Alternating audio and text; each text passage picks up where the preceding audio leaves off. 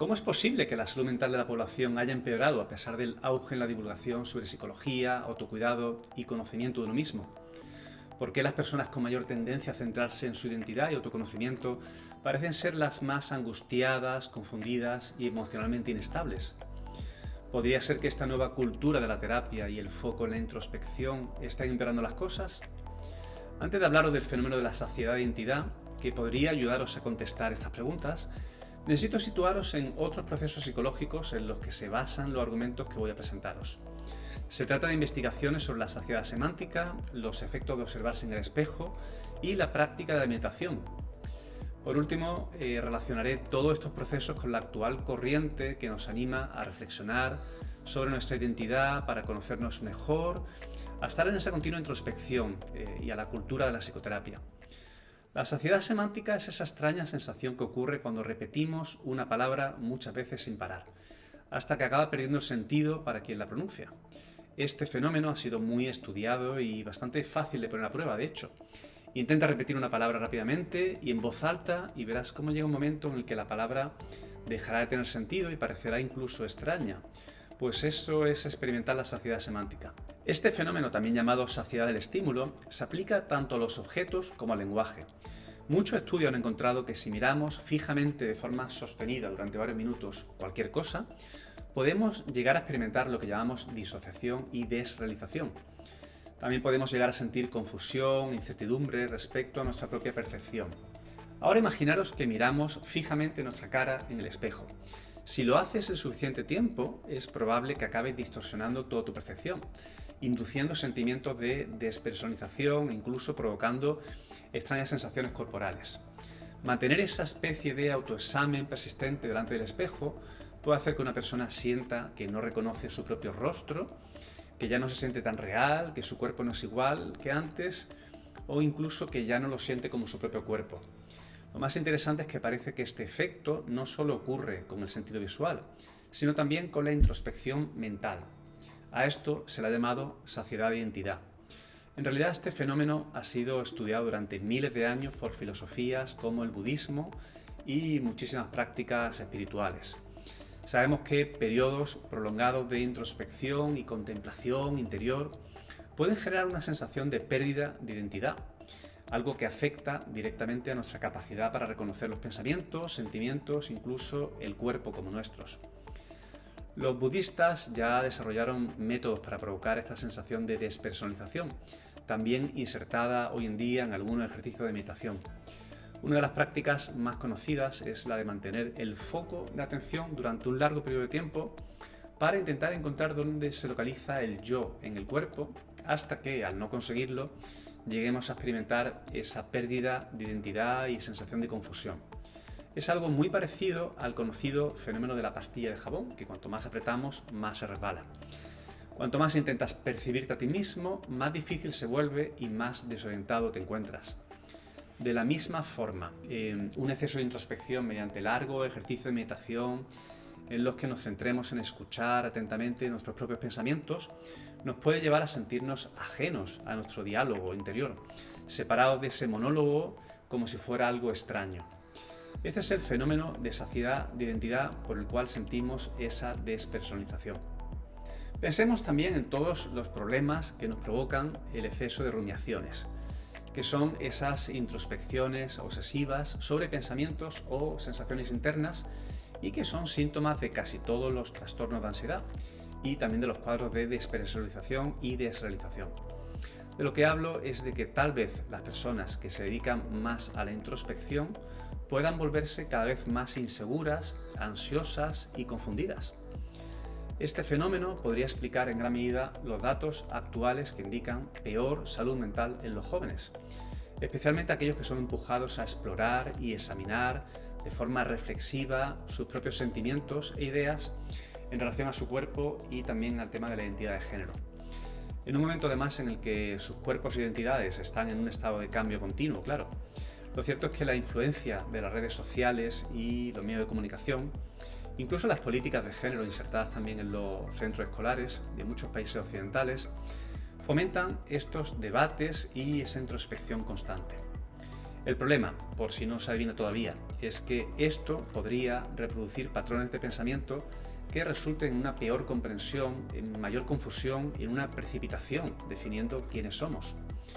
Así que existen bastantes probabilidades de que este auge de la cultura de la terapia, del autoconocimiento, la autoayuda y la introspección repetitiva tenga un efecto opuesto muy contraproducente. Sin duda alguna, la posibilidad de hablar con mayor libertad y apertura sobre la sexualidad o la identidad es algo que debe favorecer a aquellos que ya luchan con la confusión de género, pero es muy probable que se esté potenciando que otros niños y adolescentes rumien y se confundan con la saciedad de identidad, provocando el aumento espectacular que observamos en el número de personas que se identifican como no binarias o transgénero.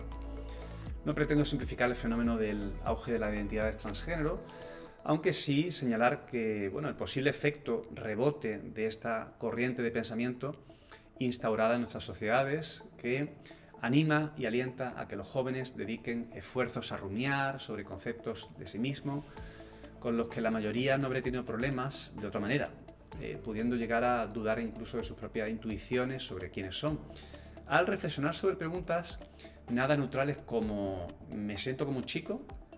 ¿Qué significa sentirse como un chico? O preguntas del tipo creía que era un chico, pero ¿y si no lo soy? Este tipo de preguntas suelen ser en ocasiones confusas y difíciles de responder, incluso para adultos que no se ven afectados por lo que se llama disforia de género. Así que pedirles a los niños que rumien de esta manera puede llevar a la confusión y la despersonalización o desrealización a través de los mecanismos de los que ya he hablado. La saciedad de identidad puede llevarlos a decidir que son no binarios o transgénero, especialmente cuando además identificarte de esta manera es recompensado y premiado con reconocimiento y apoyo social. Existen muchas investigaciones en psicología sobre neuroticismo, ansiedad y depresión, algo que nos ha permitido establecer con claridad la negativa conexión entre rumiaciones y salud mental.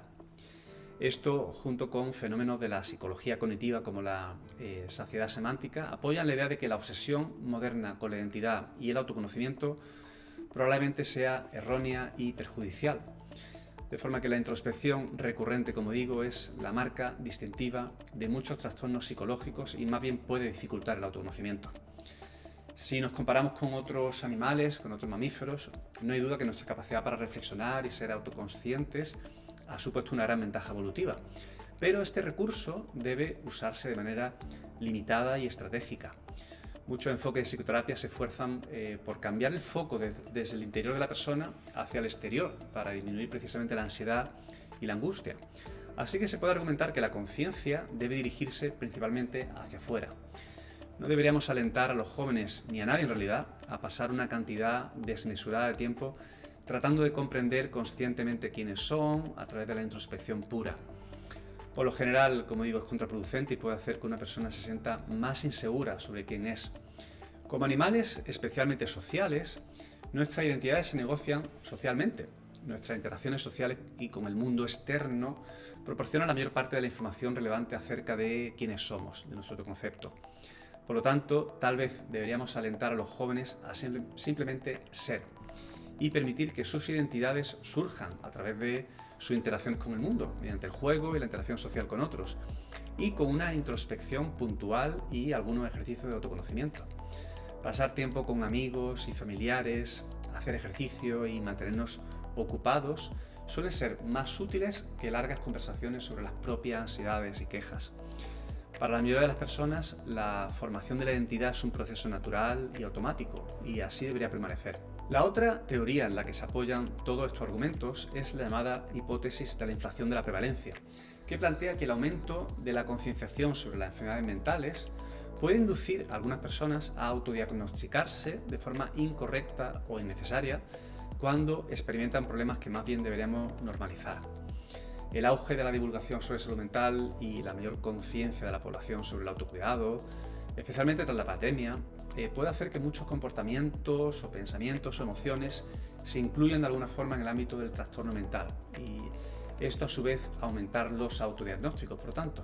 Entonces las consecuencias son, por una parte, que se mejora la alfabetización en salud mental de la población, pero que también puede aumentar la probabilidad de que muchas personas identifiquen erróneamente sus problemas como algo más bien patológico.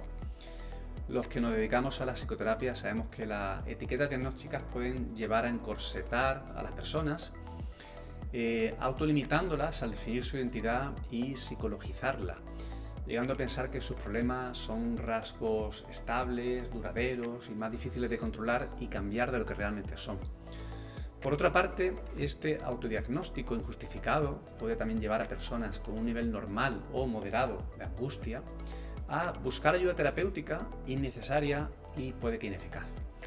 Por no hablar de cuando se recurre a pseudoterapias, influencers o charlatanes. Una investigación australiana del 2023 presenta evidencia sobre cómo al recibir psicoterapia a personas con un nivel de angustia leve podemos generar más empeoramiento que mejora en su salud. En conclusión, atravesamos una crisis de salud mental y los tiempos que corren de divulgación sobre psicología en medios convencionales y redes sociales podrían estar ampliando las definiciones de salud mental con frecuencia de forma contraproducente. Sin duda, hay personas que llevan tiempo beneficiándose de la normalización de los problemas mentales, reduciendo el estigma que aún mantienen.